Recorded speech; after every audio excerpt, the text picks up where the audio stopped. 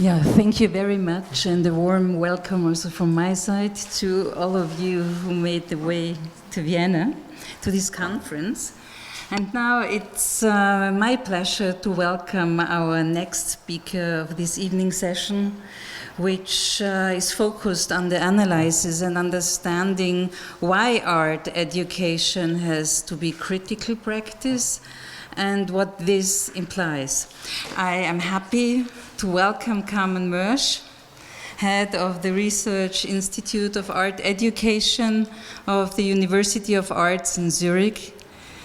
Carmen's research interests focus on artists in museum and gallery education, on artists in schools, on artists and collaborative and transformative practices in art and education, on art education and post-colonial theory.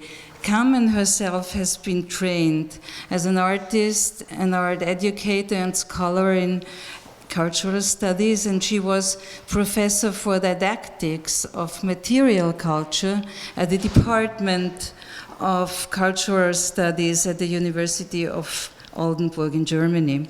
Before she was appointed professor at Zurich University of the Arts in 2008, where since then she is the heart and key person on the research done in art education. She currently is responsible for research parts of the MA program Teaching and Learning in the Arts, and contributes to the MA program in Curatorial Studies and Transdisciplinary Studies. And this is a pleasure for all of us, she holds a venia at our university, the University of Applied Arts in Vienna, that feeds in a cooperative program of research in art education and a joint doctoral colloquium, pooling the Zurich University of the Arts and the University of Applied Arts here and the Osietzky University Oldenburg and a group of international students. You might know her as the author of quite a number of publications that gave direction to the domains of art education and the arts. And she holds a brilliant research portfolio that includes several team-based action research and development projects, like for the German Ministry of Research and Education or for the education program of Documenta 12. And in fact, a remarkable number of high-profile research projects, like with partners like Pro Helvetia or the German Cultural Foundation, the Goethe Institute South Africa, and the MacArthur Foundation in Germany and Switzerland. Recent projects include Art School Differences, a collaborative research on inclusion and exclusion at Swiss art schools that identifies the structural basis and the resulting dynamics, systemic dynamics in constructing differences and creating imparity. Too often this is something like an institutional blind spot. Her online handbook on cultural mediation as critical practice was published in 4 languages, and in 2017, next year, she will pursue her work as a senior fellow at the MacArthur Foundation, Germany, in Berlin. From my perspective, Carmen, in fact, is one of the most reflected and inspiring colleagues, a very exceptional educator and researcher, and certainly one of my most esteemed critical friends when it comes to a differentiated handling of complexity, the awareness of imparities and injustice, and to the task of art education as a critical and transformative practice. I know Carmen as active, very dedicated, but cool-headed. I'm a cool-headed member of the network, another roadmap of art education that unites researchers and practitioners from all over the world who seek to analyze and to develop art education from an emancipatory and decolonizing perspective, which I'm at the end now, which directly leads us to the othering through the arts, the starting point for her talk tonight. Welcome, Carmen.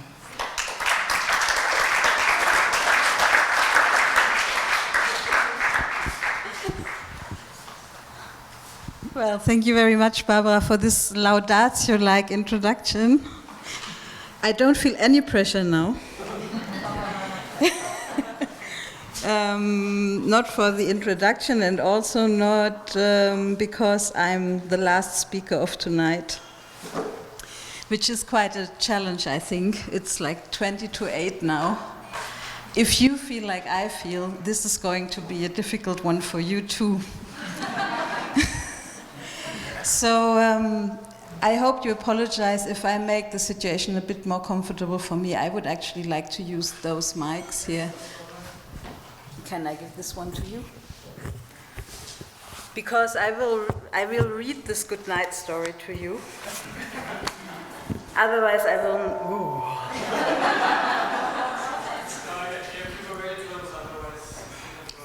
Really close. God. Okay, I will try to do this and hope we don't suffer. So, thank you very much for inviting me. Why? Because it's a feedback. Okay. I hold it for you. No, I can't do it. Give it to me. Okay, we change if it's... But then this thing just is completely dysfunctional, I have to say. A little critique on the Innovation Lab equipment. Just a small one, you know, just a tiny, except of this moment. I have to say that I'm really, really amazed about the wonderful organization, and also thank you very much for the invitation to speak here. So, I also think that this talk will fit very nicely. It will kind of play productively towards and against what Jocelyn just presented, and will kind of provide a kind of historical backdrop of this wonderful optimistic and utopian vision which she just laid out in front of us. My contribution will be a little bit more dystopic, but hopefully if I have enough time, I will also end with something uplifting and up-cheering and positive. But what I also find interesting, that I think I will kind of discursively close the circle to the initial keynote this morning. You know, I don't know who heard already Pascal Gielen this morning. Some of you, and is Pascal Gielen still here? Okay, so if you recognize something, you can maybe wave and support me. Okay, I will start to read now. To date, the written history of art education in Europe is, with its broad reception of Friedrich Schiller's On Aesthetic Education of Men from 1795, locates the beginnings of the working field within European Enlightenment. What has until now received little attention in this context is the influence of the European colonial project and the changing understanding of the subject at home. The post-colonial linkage and the educative approach towards those conceptualized as inferior, as others, who, depending on the historical moment, are simultaneously represented as, and now I'm kind of adding up to what you were just saying, as impoverished, without taste, without self-control, without education, colonized, migratory, displaced, or diasporic, have been constituents of art education in the Western world until today. In the following, I will try and sketch this art education dispositive, as I call it, this discursive continuity, taking the development of the working field in England as an example. The active involvement of artists in educational affairs in England and the aesthetic theories to which they referred can be traced back to the beginning of the 18th century. And I have to apologize to my British colleagues in the room that some of the things which I now will explain a little bit more lengthy might be already very familiar to them. At this time, Britain was in the state of colonial expansion. In foreign policy, the main issues were conflicts with France and other continental European countries for colonial and economical domination. Within the country itself, a civil upper class, whose income stemmed not to a small part from colonial trade, emancipated itself from the nobility and the church in the course of the homogenization of liberalism. This led to a need to form a national identity in the sense of an imagined community in the Kingdom of Great Britain, formed in 1707. This also expressed itself in the discussions of what could be considered to be a typical British bourgeois attitude and also typical British art. There were more possibilities for social ascent, which was also expressed in new consumer habits and opportunities. At the same time, the cities saw an increase in extreme poverty caused by the accumulation of capital and exploitation, as well as the migration within the country and from the colonies. The others, impoverished whites, the so-called working poor, as well as people of color, for example, runaway slaves and sailors, in the streets of London were perceived by the elites as threats to their property. Indirectly, the high infant mortality as a risk for the national economy, and directly the danger of uprisings, which had already been experienced in particular in the colonies, but also in British towns. These others formed a contrasting foil and were as such constitutive for the hegemonic national identitarian subject construct of the white gentleman. In 1711, the moral philosopher Shaftesbury, which you see here on this picture with his brother, published a collection of essays on aesthetics that found wide circulation. Central to his aesthetics was the balanced combination of moral values as an internal and of art as an external expression of truth and beauty. In the therein contained imperative that the subject should through education attain politeness, the concept of taste, which means expertise in a morally expanded sense, and common sense, a quasi-intuitive but achieved through education, orientation of personal interests to the general good, became as insignias of a bourgeois disposition within a British character hegemonic. Included in the set of practices of politeness were, aside from the development of art appreciation through conversing and traveling to antique sites and artworks on the continent, also charitable work or philanthropy. First, the urban upper class, who wished to attain equal status with the nobility, were interpellated. But then, in the next step, the others were also addressed, with the term public taste. Beginning in the first half of the 18th century, also members of the lower classes were to be educated to become, in the bourgeois sense, useful and fitting parts of the national body. At the same time, the art field began to take shape in Britain. An art market with considerable turnover existed in England at the time, but it was a market consisting mainly of continental European art as well as luxury goods, including slaves from the colonies, sold within the framework of auctions and in coffee houses. British artists had no defined status as men of quality. They fought for social recognition as well as for public presence and for buyers. And in this struggle, they were for the most part self-commissioned and self-organized. The hegemonization of an English form of liberalism, in which the development of democracy was tied to the market instead of to revolutions, the interconnected discourses on advancement, improvement, and politeness, the lack of a state patronage of the arts, as well as of a public platform for national British art, are some reasons why the art field in England evolved from the Foundling Hospital, a children's home founded in 1730 and based on a charitable commitment by artists. The Foundling Hospital was created to take children from the working poor who could no longer provide for them, but also children from servant girls who were sexually exploited by their employers. It was at the same time the first accessible art exhibition in London. Artists such as William Hogarth were active supporters of the institution. They used this quasi-public space to achieve visibility for their works, social status, and not least an institutional framework in which to continue their self-organization.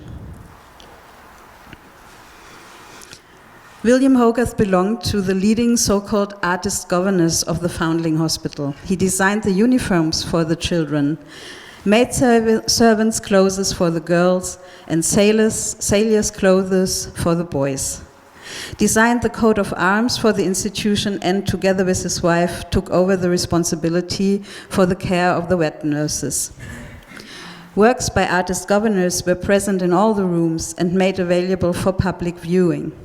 Georg Friedrich Händel organized the first Live Aid concerts in history at the Foundling Hospital. An excursion to the Foundling Hospital was soon one of the attractions in London. The civil upper class could identify themselves with the practices in the Foundling Hospital.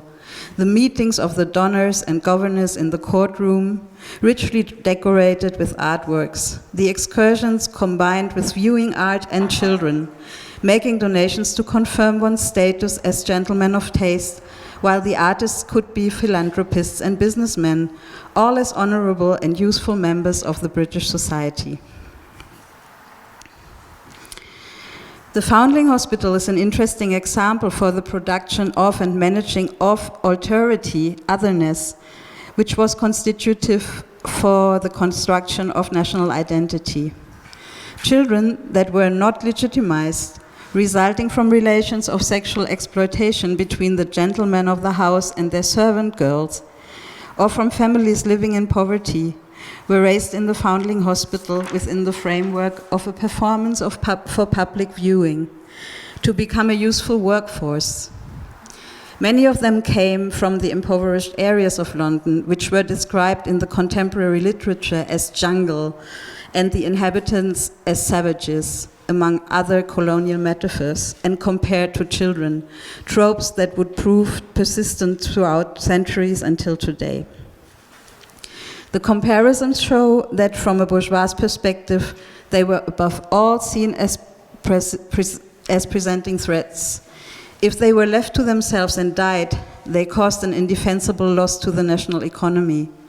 If they survived and grew up on the streets, they represented a danger. The Foundling Hospital was proof that it was possible not only to avert this danger through education and civilizing practices, with artists playing a central role, but also to direct their energy as a resource for national and colonial projects.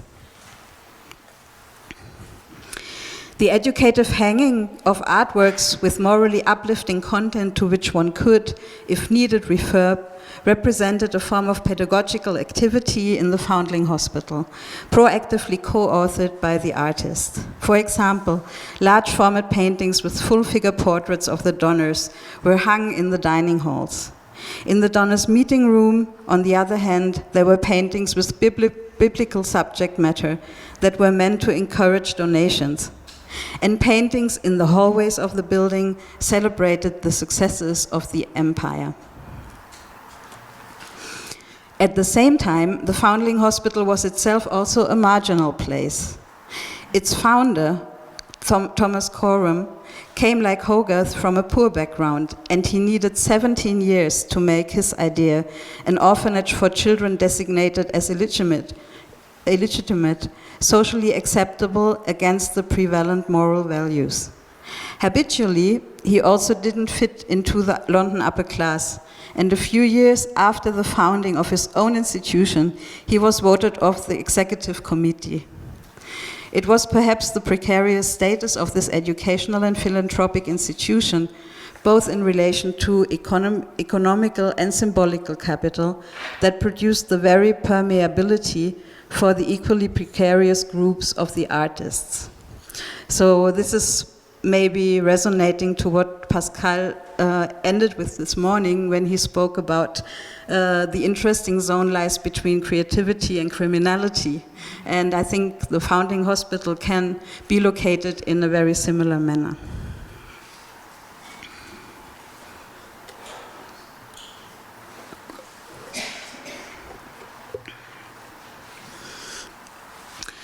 With and the following of Shrewsbury, authors at the time began to write essays on taste, politeness, and the usefulness of art, popularized in widely distributed journals like The Spectator and aimed at the bourgeois spectrum of society.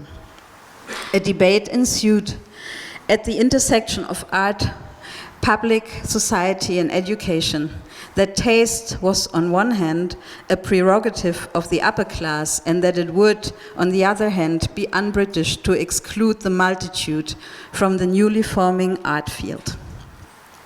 This contradiction manifested itself in the 1760s in various artistic positions, institutions, and exhibition practices that were in conflict with each other, and that had all developed out of the group of artists involved in the Foundling Hospital.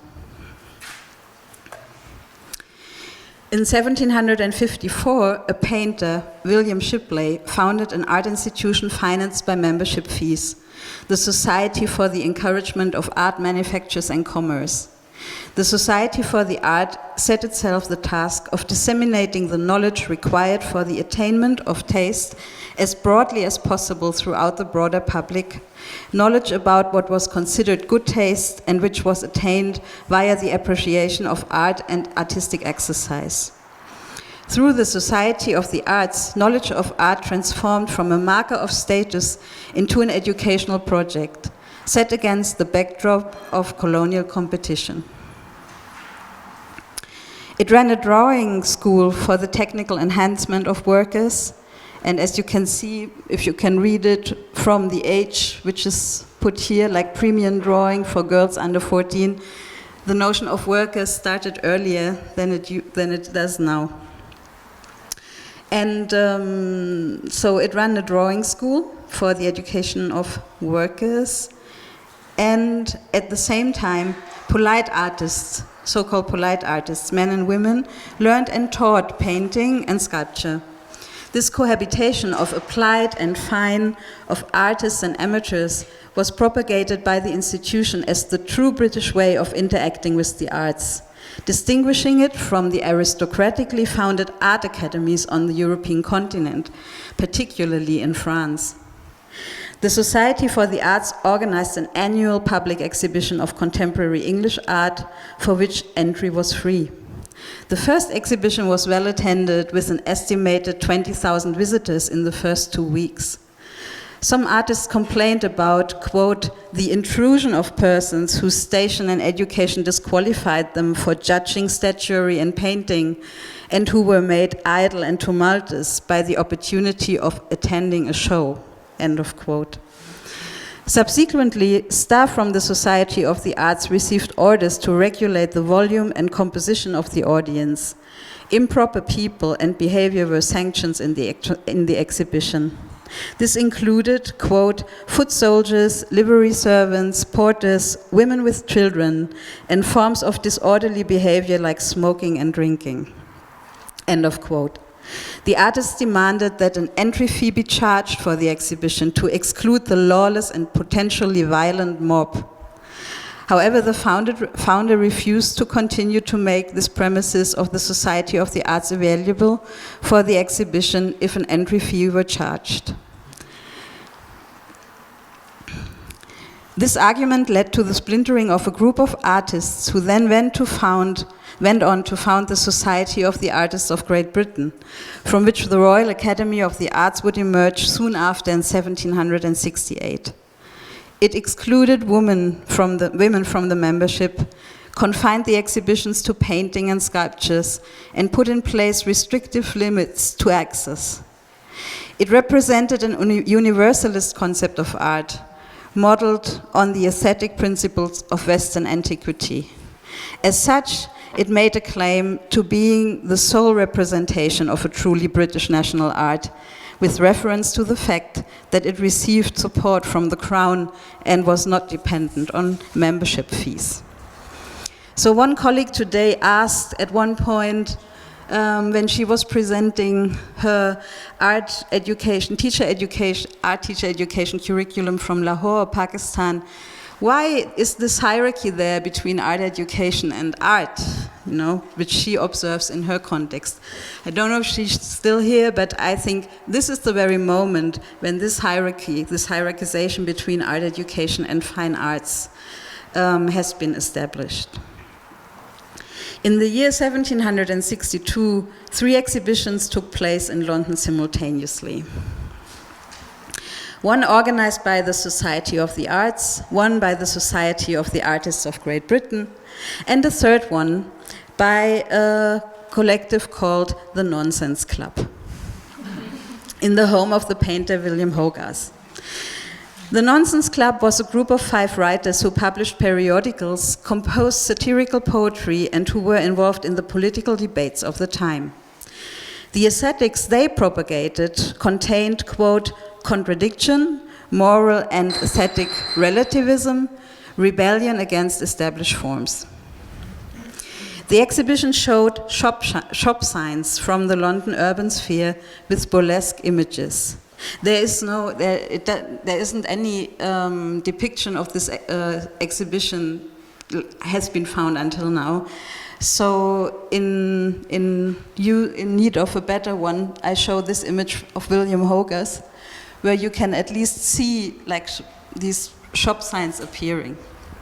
So it gives a bit of a feel how at least I imagine this sign painter exhibition to have been looked like. So the exhibition showed shop signs from the London urban sphere with burlesque images. In the occupational hierarchy of painters, sign painters possessed the least symbolic capital. The initiators of the sign painters exhibition promoted the plural visual languages of the signs, which stemmed from the streets and developed without academic rules and standards as truly English. In his 1753 text, Analysis of Beauty, Hogarth had postulated that the strategic incongruence and the grotesqueness of satire corresponded to plurality and tolerance, and as such were for their part characteristic of Britishness in the sense of British liberalism. This occurred at a time in which the urban space of London was becoming increasingly controlled by the state under the catchwork of beautification, and was being cleansed and ordered both socially and in terms of public health and hygiene. The exhibition was a response to a petition to the government for a blanket ban on painted signs after the example of Paris. This was rejected by Hogarth and the Nonsense Club as being un-English. As such, the exhibition of shop signs combined national patriotism with an anti-establishment attitude. Additionally, the exhibition made fun of the other 2 exhibitions, entry policies and concepts of art, through captions commenting on the works and the design of their own exhibition catalogue.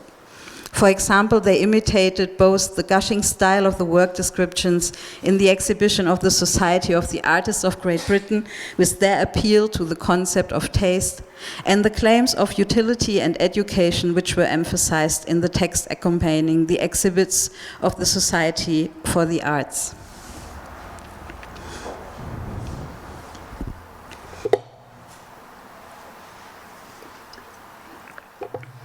So far, so good.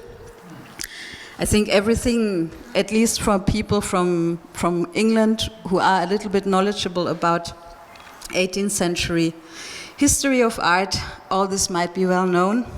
But I think what is interesting is that you can relate concepts of art, images of artists, concepts of what we now call the other in relation to taste, and the design of the other in racial taxonomies, and you can, like via analysis of different historical sources, you can see that these things or these discourses are interconnected. And I think this is relevant when we think about art education today. In the first 2 English art institutions, There were conflicting yet interdepending articulations of interaction with the other. In one instance, they were included due to the desire for democratization, education, and control. In the other instance, they were excluded for the benefit of the social distinction of an artist class, which was still in the process of establishing itself, and for its privileged audiences of connoisseurs and buyers. The founder of the Society of the Arts wanted to reach the broadest possible audience through the exhibition, and it was important for him to mention that for many of the visitors, it constituted their first encounter with art. This is back in 1760. On the other hand, the audience which the artists of the Royal Academy wanted to address was a bourgeois one, which, through taste, was in a position to make supposedly expert judgments on statues and pictures, and was also able to buy them. Through their strategies, both institutions made the claim of representing a concept of art which was befitting of the British national identity and a correspondingly legitimated interaction with art exhibitions. By highlighting the possibility of multiple readings of the exhibition, the initiators of the Sign Painters exhibition asserted an essential fluidity between the initiated and the non-initiated audiences. It is precisely the consciousness of this fluidity, variety, and polysemy which for them again constituted the truly British attitude towards art. Interdependently, three different artist types can be made out here. The trickster, a dazzling intermediary figure capable of associating himself with the marginalized position of the other, and who is at the same time member of the middle class. The pedagogue, whose work serves to educate the multitude in the bourgeois sense. The exalted genius, who must remain among his own kind in order not to compromise art and not to paralyze his own creativity. How one treated the others in these artistic self-conceptualizations, institutionalizations, and in the writings on taste ultimately found its equivalent in the production of alterity in hierarchic taxonomies of race, developed at the same time.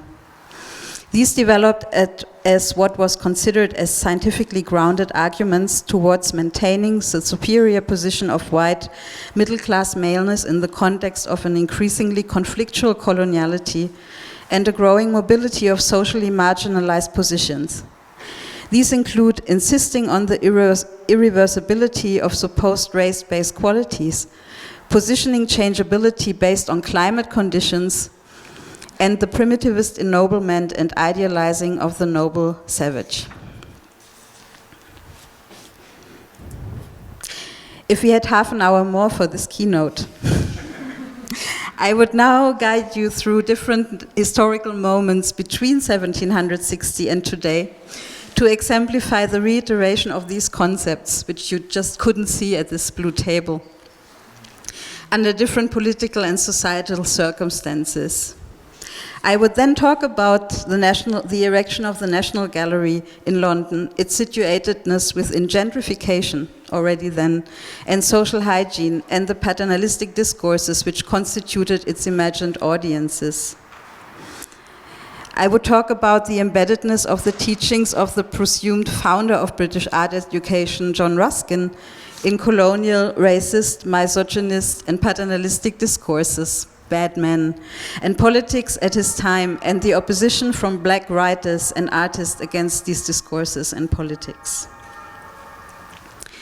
I would talk about the foundation of the missionary aesthetes movement in the midst of the 19th century by one of Ruskin's most true and fervent disciples, Octavia Hill, who embarked on a mission to bring beauty to the impoverished quarters of England's industrial cities, all above East London, an area which had been created through the erection of the National Gallery, a movement which, like the Society of the Arts in the 18th century, opened up spaces of visibility and agency for many white middle-class women artists.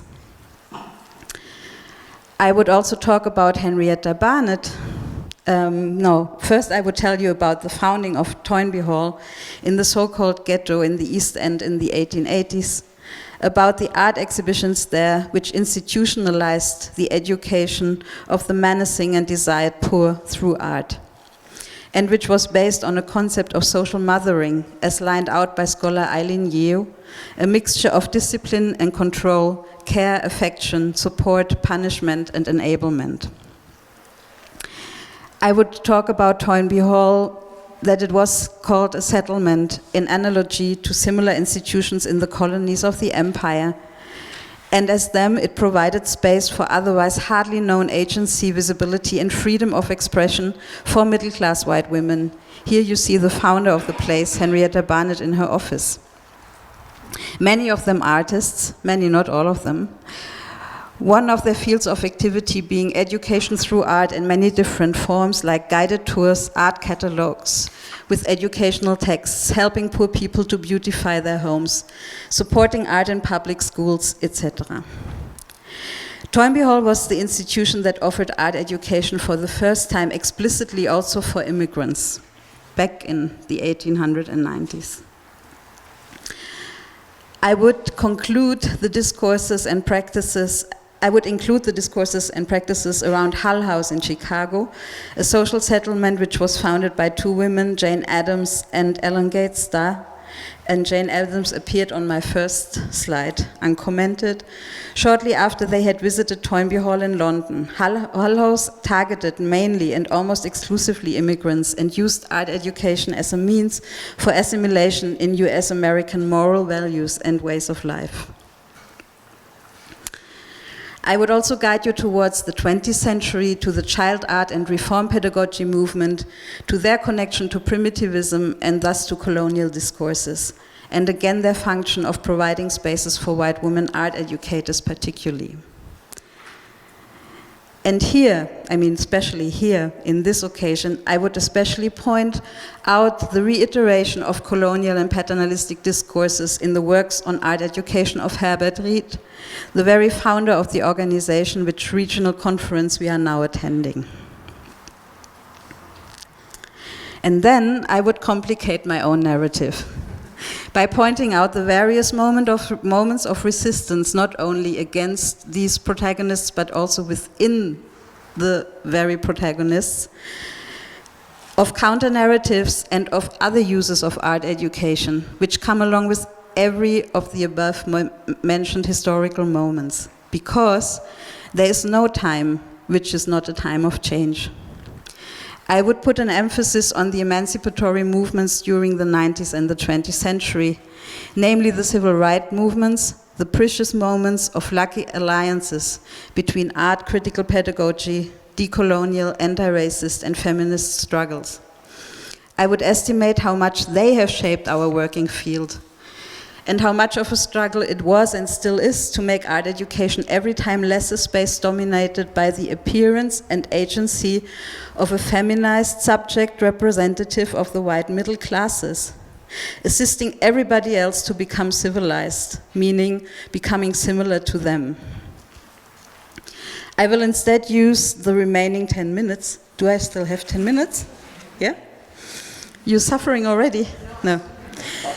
I will instead use the remaining 10, maybe 12 minutes to give you an insight into an ongoing analysis of mine, focused on an example of artist-run gallery education from 1992. You see, we've done this journey from 1707 to 1992. To me, this example is very dear, as it offers material to trace the interdependency of repression and liberation, which, as I have tried to show, is inscribed into the history of art education from its inception. And the example stems from the Whitechapel Art Gallery, which is the institution which evolved out of Toynbee Hall.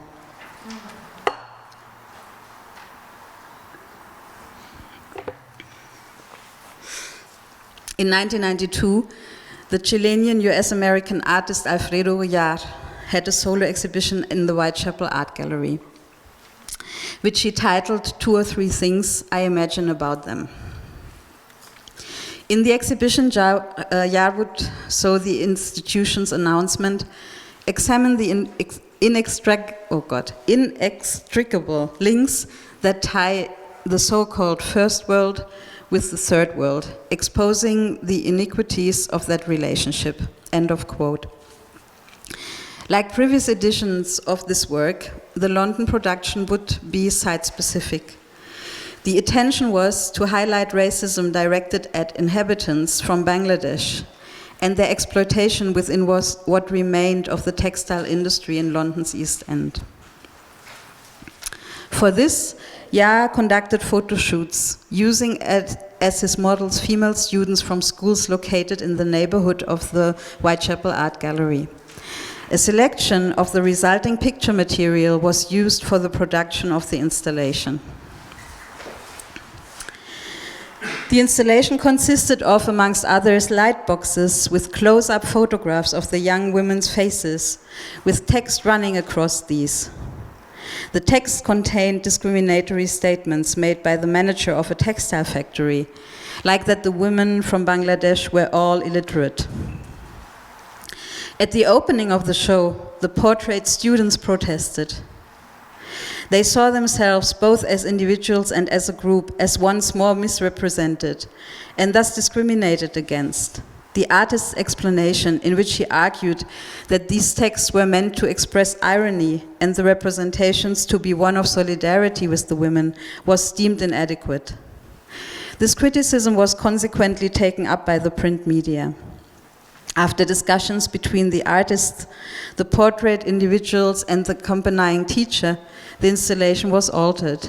Some of the photographs with text were removed altogether. Light boxes on which photographs had been mounted were left hanging but emptied. Some portraits remained, but without the text. The conflict was taken up not only in the daily papers but also in the literature. For example, the art historian Grant Kester used it in his book Conversation Pieces from 2004 as an example to criticize the paternalism of a kind of art production, while purporting to be based on participation, takes it upon itself to give others a voice, and also that the participants of the photo shoots had been instrumentalized as artistic material. The interventions by the young women that led to a change in how two or three things I imagine about them was displayed made them, according to Kester, into a political coherent community. A community that grew out of political concerns and that could not be reduced to identity markers, such as sharing the same nationality, but one actively seeking to address a common issue over which they consequently unite. I agree fully with these critiques, but would like to focus on an occurrence that can be reconstructed from documents preserved in the Whitechapel Gallery's archive, and about which no one has yet written. In fact, a further 6 artists were involved in the exhibition. They worked together with the affected students from schools within the framework of the education activities of the Whitechapel Art Gallery. Their aim with this work was to investigate issues of representing others, using image and text to develop a personal response to the exhibition. Their methodological approach was the toolbox of representational critique that has been developed within the framework of cultural studies, in particular by the Afro-Caribbean cultural theorist Stuart Hall, who passed away in 2014. And who provided us with a framework to analyze dominant codes and images based on the question who presents whom and how, but also to develop one's own images through artistic processes in the sense of counter-narratives. The representation of disadvantage, which the youth had perceived as disempowering and discriminatory in the exhibition, was met with a reworking of the representation of power. As projections, white men in bowler hats weighed down on a student's back, while another student balanced the tower of the London House of Parliament with self-ironic ease on her hands and shoulders.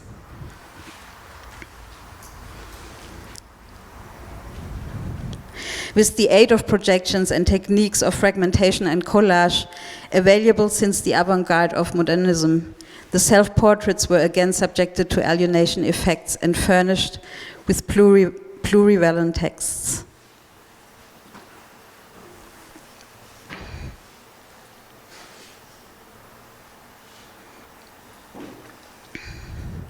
One of the young women portrayed herself using multi-screen projections and fragmented through cross-fadings with other images as working at a computer. In one version, she's turning somewhat away from the computer screen to look out towards the viewer.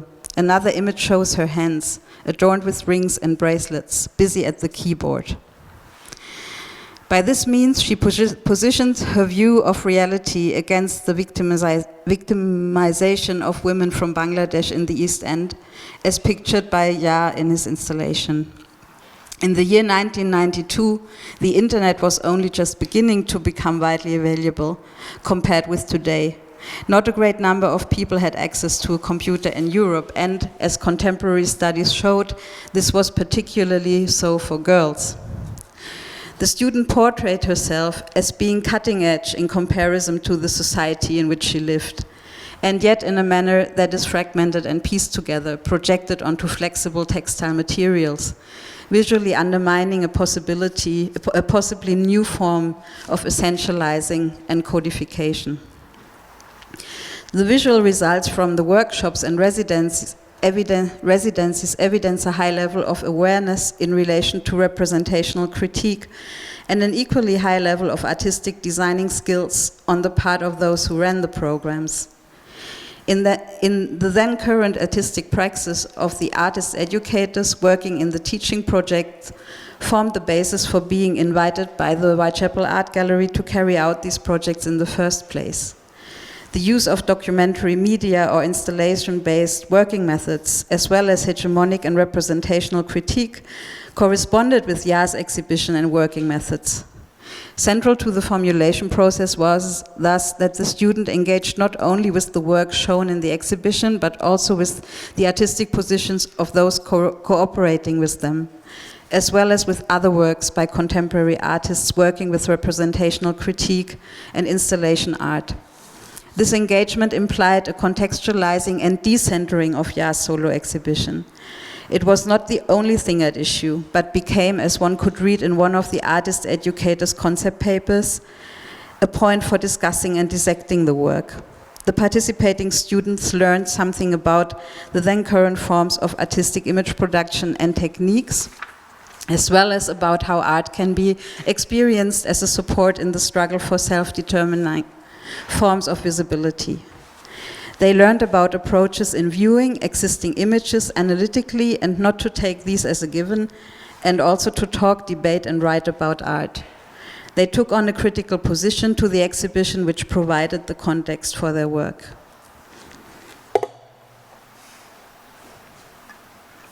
Two last pages. At the same time, they also contributed to restabilizing the Whitechapel Art Gallery as an institution. You know, I always have to complicate my own stories.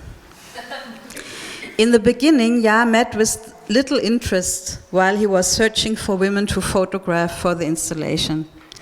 The photo shoots were finally made possible thanks to the good context that the education department had to the local schools. The gallery, and before its preceding institution, the settlement Toynbee Hall, has been working with the local community since the 1880s. And once the public schools were established in the East End, also with these. In the conflict surrounding two or three things I imagine about them, the gallery's integrity within the community was at play. And with this, that which had been a constitutive part of their institutional self-definition since their beginnings. In this instance, the artist educators acted as a repair shop for the art institution. A further hegemonic stabilizing dimension in the work of the artist educators concerns the call to be included in citizenship. The image of the girl at the computer, like the appropriation of representations of power, can be interpreted not only as self-empowered statements, but at the same time as an example of interpellation, as found in a Western-styled capitalist liberal democracy. The image shows a perfectly integrated British Bengali citizen, who not only adequately adapts, but also outdistances her contemporaries by showing them the way to a technological future. having a part in citizenship participation, having a voice, the right to self-representation, in short, the right of a citizen in a civil society, were through the activities of the gallery's education department symbolically granted to those who are in many areas largely excluded from this. That is, those to whom the access to required resources is made extremely difficult due to classist and racist society. This means that the students participating in the project within the educational framework of the gallery were designed to be at the same time others and same. They appeared as others who are permitted to be equal, as diverging from the white middle class subject position, as those affected by alienation and misrepresentation, whose assimilation to the majority society is supported and enabled by the art institution. But they are also expected to be same. They should, for example, like to take part in an art education workshop and produce self-empowered images instead of organizing riots on the streets. Riots on the street would constitute another available form of self-articulation in view of the condition of being cut off from resources. But it is not commensurable with a hegemonic concept of citizenship. So they should at the same time be different in order to represent cultural diversity, which at the time was still a relatively new civil society paradigm and thus invested in a high potential for art funding. The recognition and celebration of difference as enrichment for all of society without necessitating much of a redistribution of the named resources.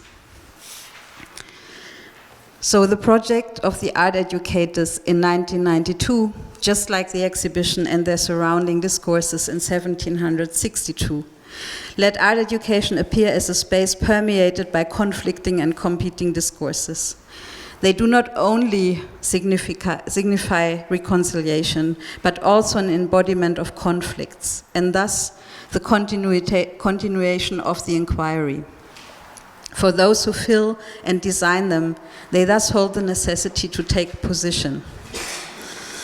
To conduct art education as a critical praxis means to attentively operate in recognition of the fact that no interruption is immune from being monopolized and integrated, and that there is no uncompromised outside. The reimagining of the here presented constitutive historical inscribing of art education is intended to provide an impulse to the necessary attentiveness concerning ambivalent positions of the art education dispositive between disciplining and resistance, subjugation and emancipation. And who is interested in pursuing these kind of like very complicated thoughts can maybe have a look at the website of our network, Another Roadmap, where you can find more musings of that kind. Thank you very much for your attention.